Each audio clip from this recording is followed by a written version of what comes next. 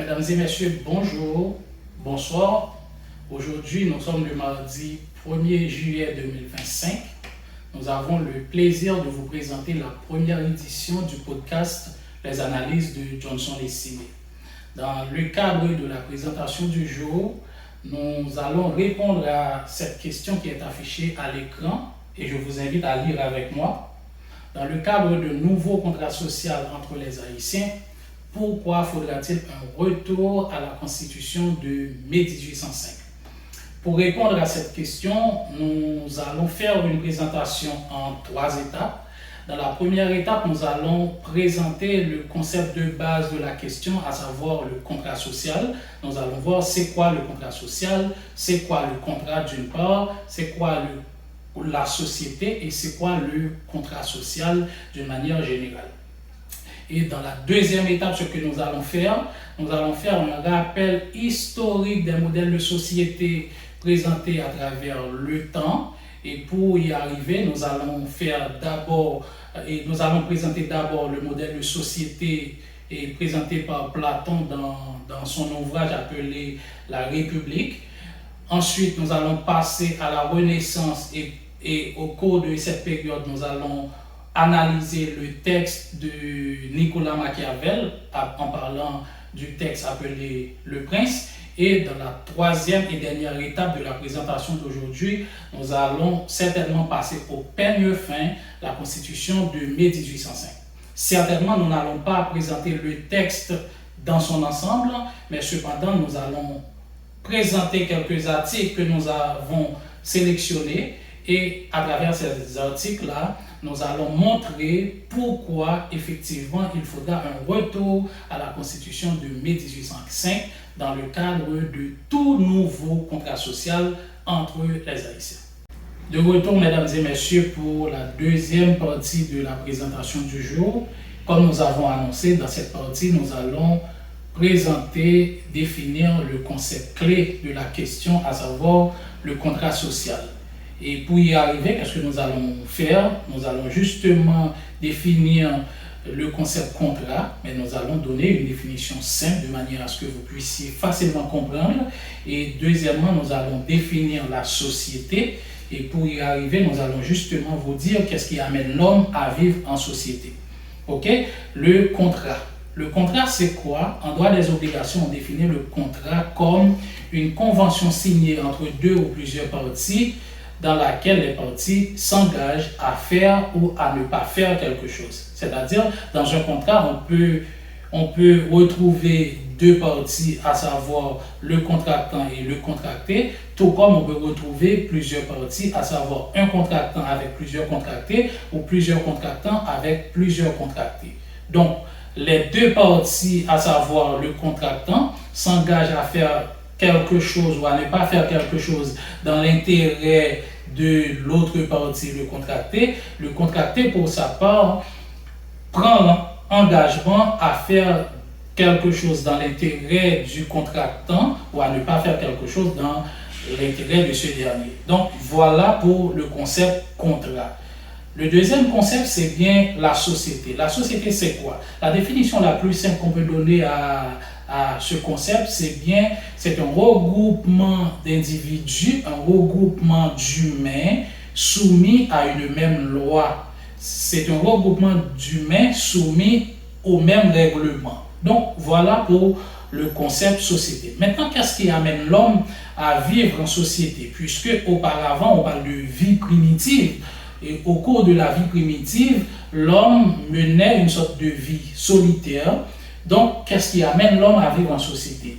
Le premier savant ayant réfléchi sur cette question, c'est bien Jean-Baptiste Lamarck. C'est pourquoi, dans le cadre de toutes les présentations, il est bien que sa théorie a été vivement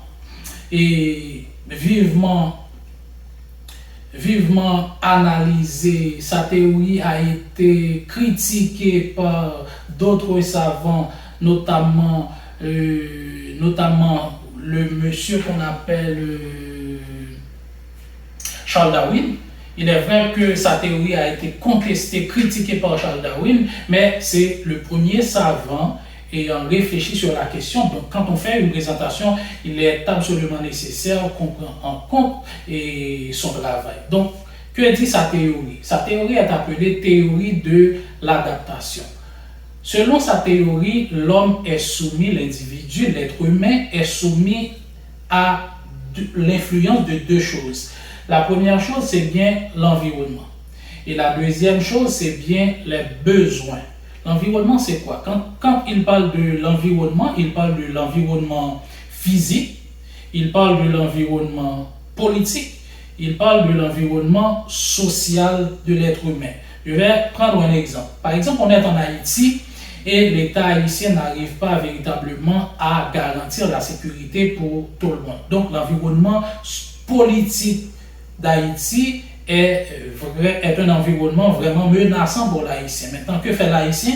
L'Haïtien est obligé de laisser Haïti pour se diriger vers d'autres territoires, comme par exemple la République dominicaine, les autres pays de la Caraïbe et de l'Amérique latine, et également en Europe et en Amérique du Nord. Donc, c'est parce que l'État, l'environnement politique de l'Haïtien n'est pas garanti, l'environnement physique de l'Haïtien n'est pas garanti. Donc, la personne peut sortir pour vaquer à ses occupations et la personne ne sait pas véritablement si elle va pouvoir retourner chez elle. Du coup, son environnement physique, son environnement politique, son environnement social devient un environnement menaçant. Donc, l'Haïtien cherche à s'adapter en laissant Haïti pour se diriger vers d'autres territoires. Ça, c'est pour l'aspect influence de l'environnement.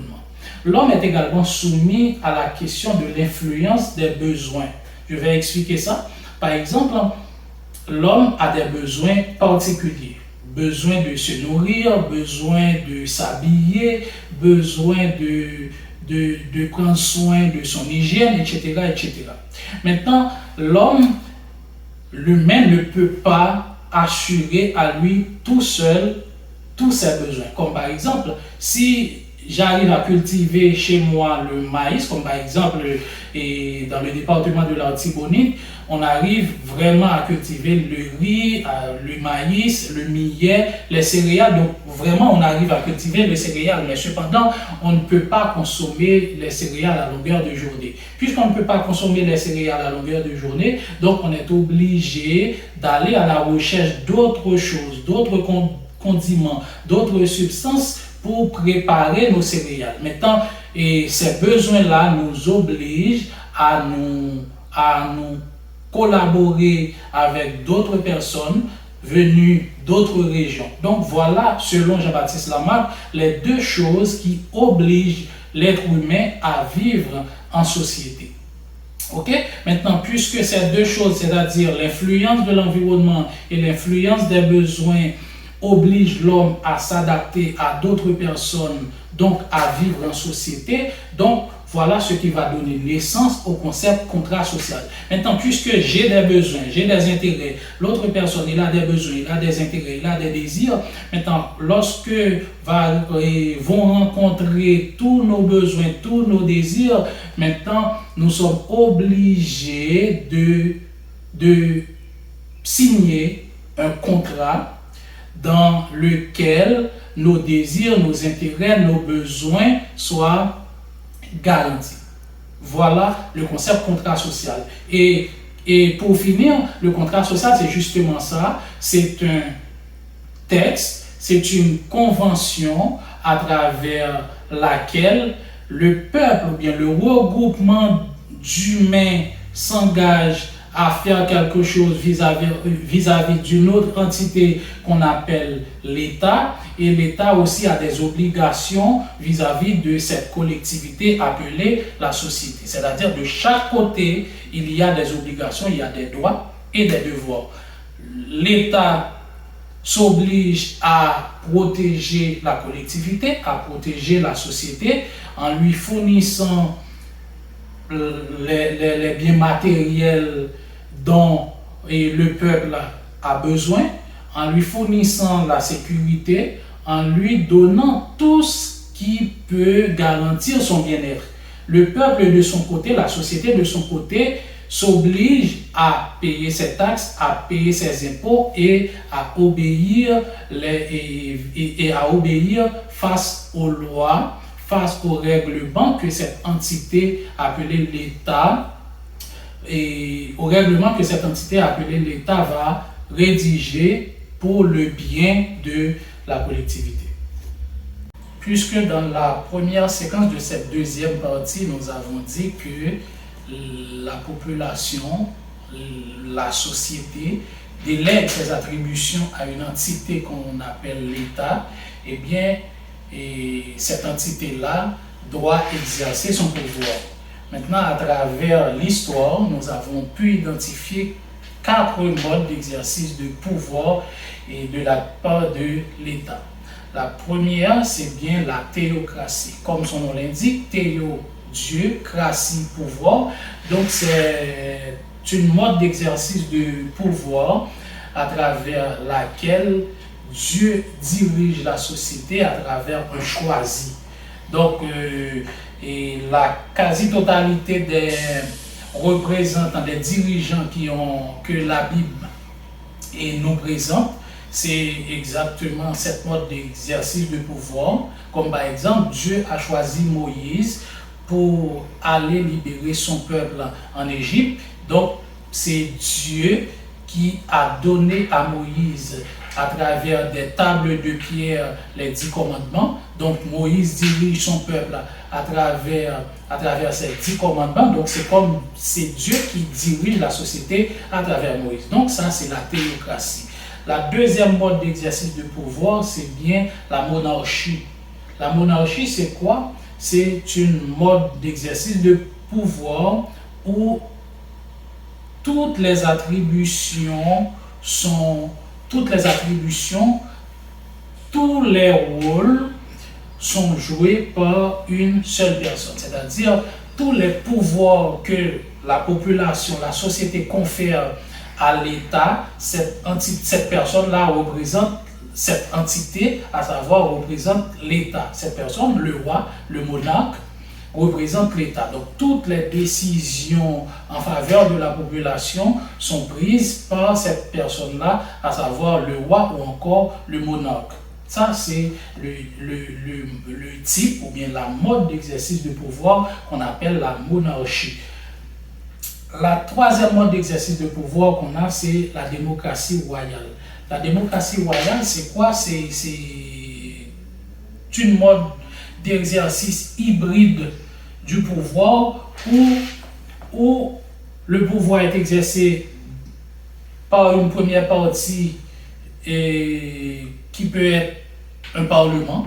C'est comme on est dans une démocratie normale, c'est-à-dire le parlement est là pour rédiger les textes de loi, le parlement prend des décisions, le parlement vote et les représentants de l'exécutif, quelques représentants de l'exécutif normalement, mais cependant, ces représentants-là, c'est-à-dire que ce soit le Parlement ou bien les représentants de l'exécutif, ont une autorité suprême qui s'appelle le roi. Donc voilà pourquoi on appelle cette mode d'exercice de pouvoir et la démocratie royale. Donc, en Angleterre par exemple, au Canada par exemple, c'est cette mode d'exercice de pouvoir qu'on trouve. Par exemple, au Canada,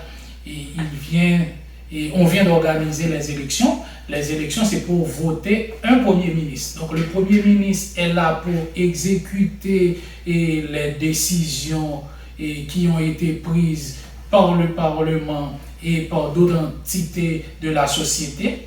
Mais cependant, ce Premier ministre-là est redevable devant le roi de l'Angleterre, qui est actuellement le roi Charles. Donc voilà pour la démocratie royale. Et la quatrième mode d'exercice de pouvoir, c'est la démocratie. La démocratie, c'est la mode d'exercice de pouvoir qu'on retrouve aux États-Unis et c'est la mode d'exercice de pouvoir qu'on retrouve en Haïti, même si on ne peut pas parler de démocratie en Haïti par rapport à la façon dont on exerce le pouvoir, mais cependant c'est une démocratie quand même parce que c'est le peuple qui choisit ses représentants.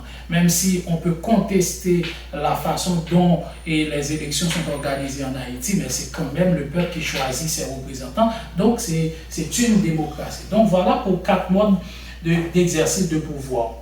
Il faut dire que Platon, dans son ouvrage La République, a présenté une mode d'exercice de pouvoir, mais cependant c'était une mode d'exercice de pouvoir idéale. Et comment Platon a appelé cette mode d'exercice de pouvoir? Et il l'a appelé aristocratie. Aristocratie, et voilà, on va entrer maintenant dans l'Antiquité pour parler du livre 5 de l'ouvrage de Platon appelé La République. Dans le titre 5, qu'est-ce qu'a fait Platon? Platon présente un modèle d'organisation de la société en 3 groupes. Le premier groupe, Platon l'appelle l'administration, la politique. Et selon Platon, la politique doit être gérée soit par des philosophes. Chez nous, et vous vous rappelez vers les années 1800, c'est-à-dire on est au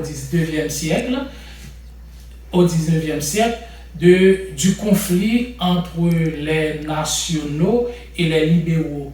Les nationaux étaient pour une sorte d'organisation du pouvoir aux mains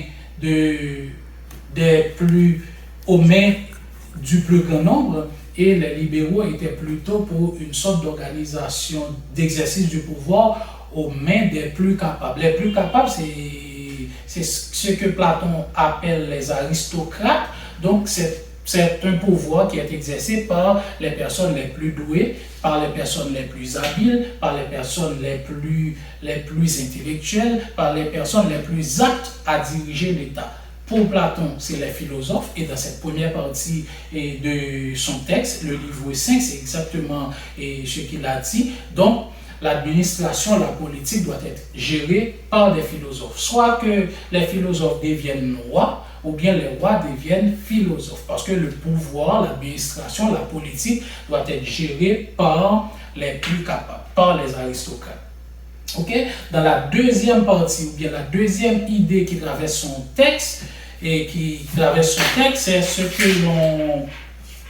que l'on appelle la gestion économique. Pour Platon, la gestion économique la société doit avoir un groupe qui fait marcher l'économie. Et selon Platon, ce groupe doit être la majeure partie du peuple, c'est-à-dire le peuple doit travailler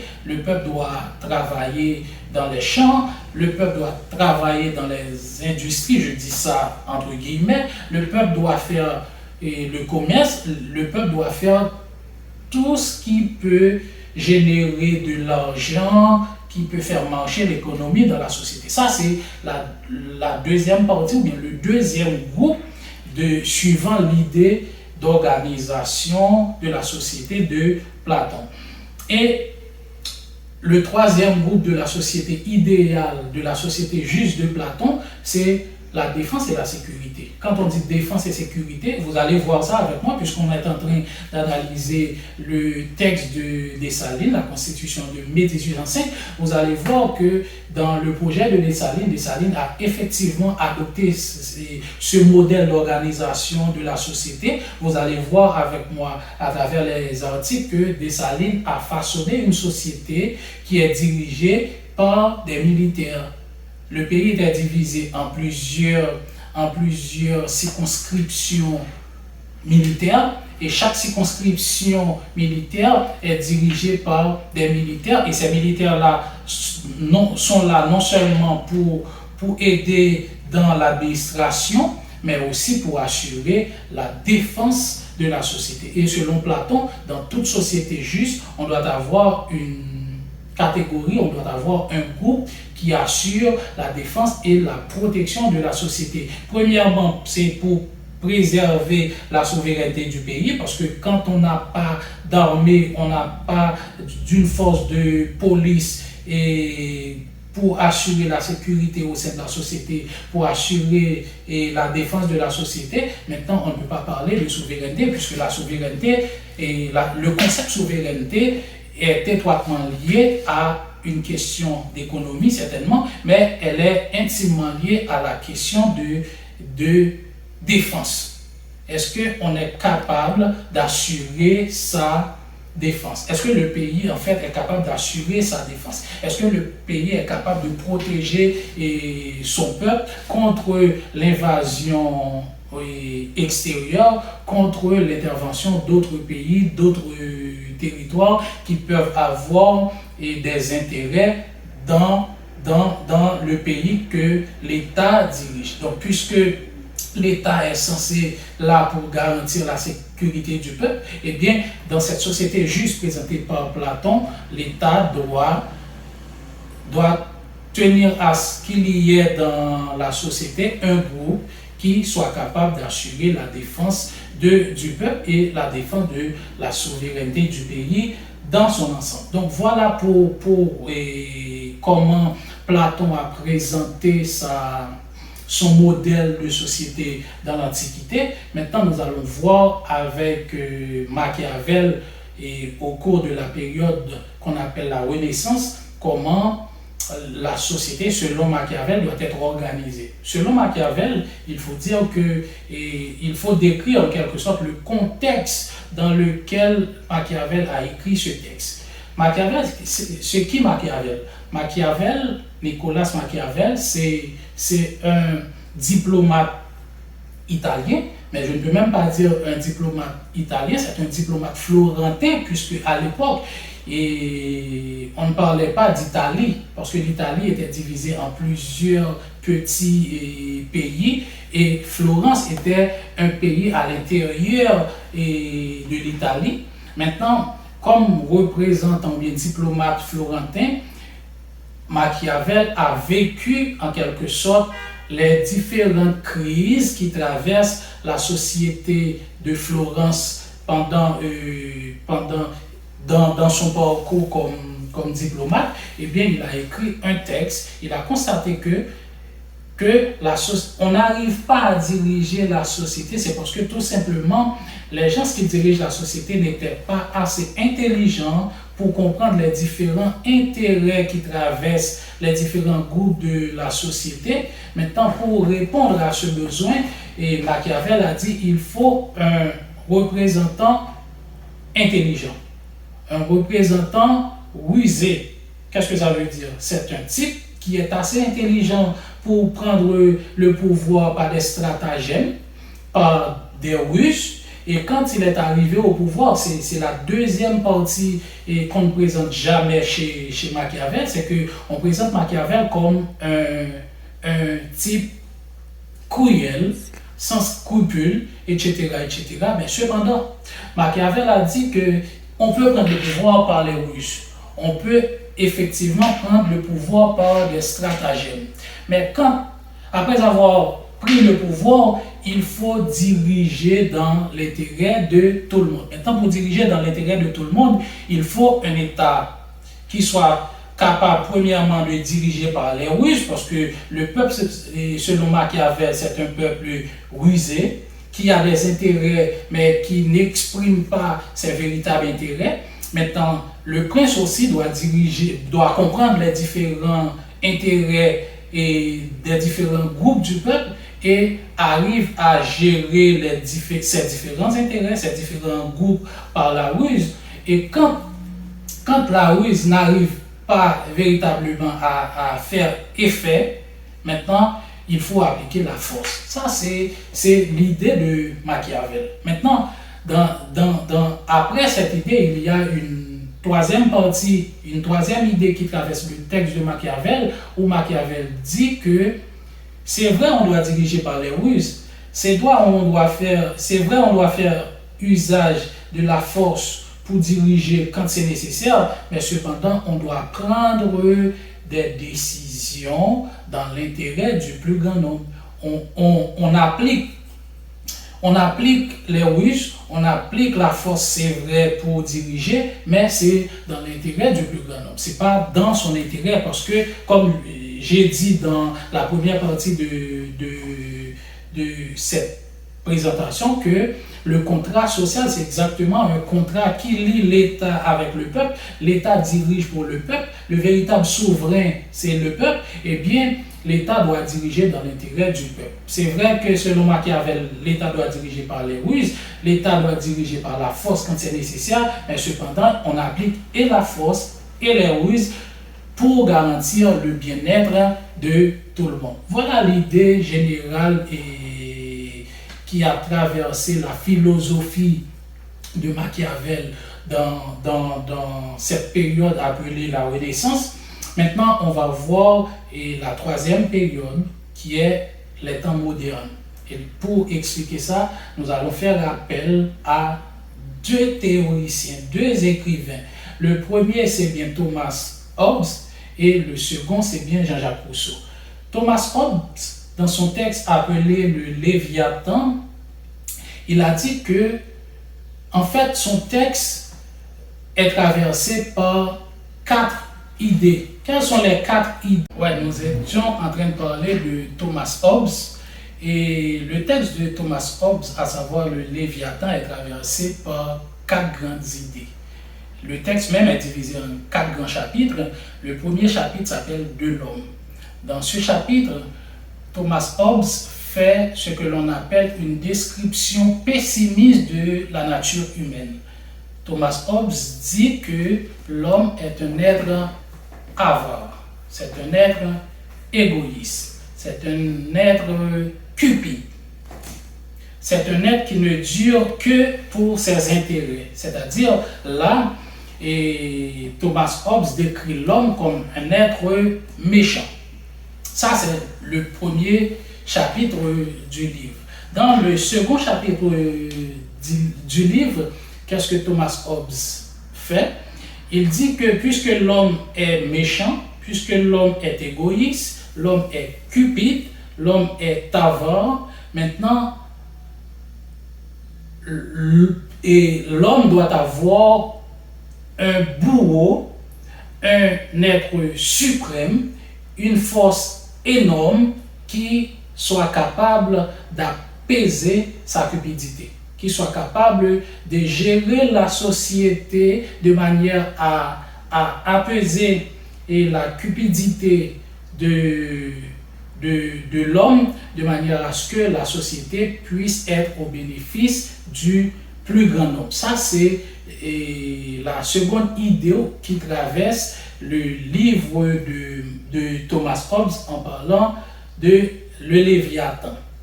Maintenant, cette force suprême, et Thomas Hobbes l'appelle le Léviathan.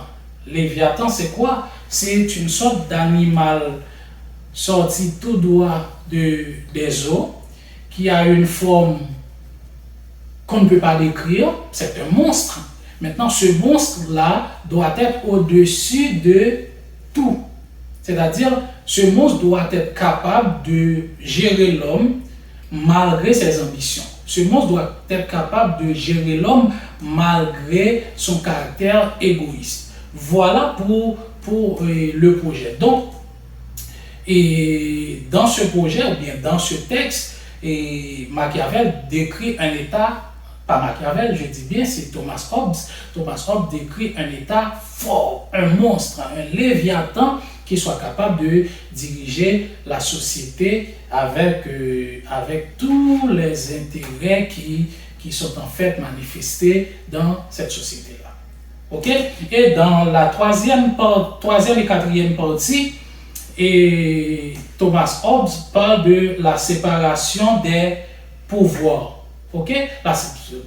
Thomas Hobbes décrit comment la société doit être organisée, c'est-à-dire il faut une séparation nette et complète des différents pouvoirs. Je ne dis pas des 3 pouvoirs, puisque c'est vrai que dans son texte c'était déjà une démocratie, mais cependant il présentait pas vraiment les trois pouvoirs qu'on a aujourd'hui, à savoir le pouvoir exécutif, le pouvoir législatif et le pouvoir judiciaire. Pour lui, c'est un État fort dirigé par une personne ou un groupe de personnes, mais les différents pouvoirs doivent être séparés au sein de certains modes d'exercice de pouvoir de manière à départager les choses. Ok, de manière à éviter les conflits d'intérêts. C'est-à-dire, pour Thomas Hobbes, les personnes qui dirigent l'État, notamment les personnes qui sont là pour prendre les grandes décisions au nom du peuple, doivent avoir un comportement qui les diffère des autres, dans le sens que ces personnes-là ne doivent pas avoir ne doivent pas exercer le commerce, etc., pour éviter le conflit d'intérêts, etc., au sein de la société. Ok? Donc, voilà pour l'idée, ou bien les différents modèles d'organisation de la société en passant de l'Antiquité avec Platon. On voit la Renaissance avec Machiavel. Maintenant, on prend Thomas Hobbes. Le dernier auteur qu'on va présenter ici dans le cadre de notre conférence du jour, c'est bien Jean-Jacques Rousseau avec son texte du contrat social. Maintenant, contrairement à ce que présente Machiavel de l'homme, ok, et la présentation, bien la description que Machiavel a fait de l'homme, c'est une présentation pessimiste, une description pessimiste, en ce sens que l'homme est avare, l'homme est cupide, etc. Et bien pour Rousseau, l'homme est bon, mais c'est la société qui va en sorte et corrompre l'homme.